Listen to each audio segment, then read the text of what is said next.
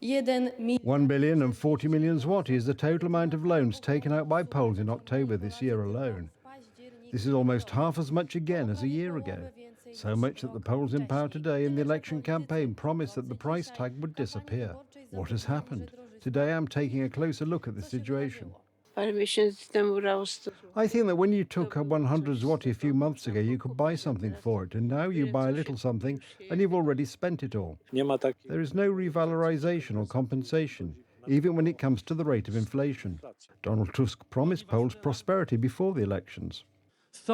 There are ways and methods to fight effectively against high prices. As I said, the government can lie, TV can lie, but the numbers don't lie. And in fact, the numbers speak for themselves. People can no longer afford current payments.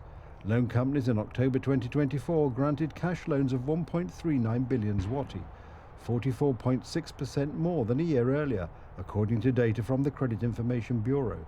This is very bad news. The danger of such companies is that the consumer doesn't really know how much of the borrowed money to pay back because the worst lurks in the fine print.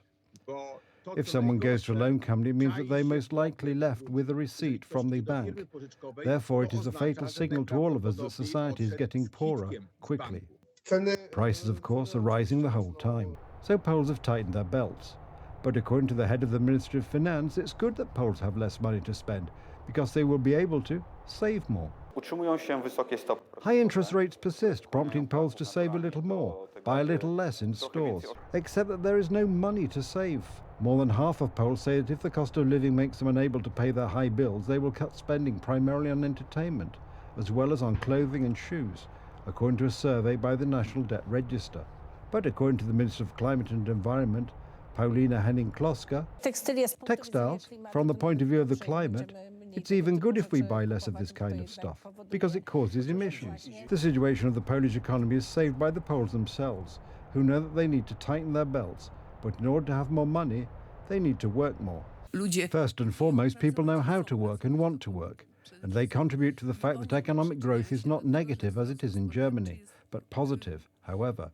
This pace is weakening, and here is the danger, a weakening pace of GDP, not so much rising inflation, but inflation that is not decreasing. Poles' debt, both private and public, is growing. Record debt is already taking its toll on the healthcare system. Money is missing for investment. What is happening with this budget, this year, next year?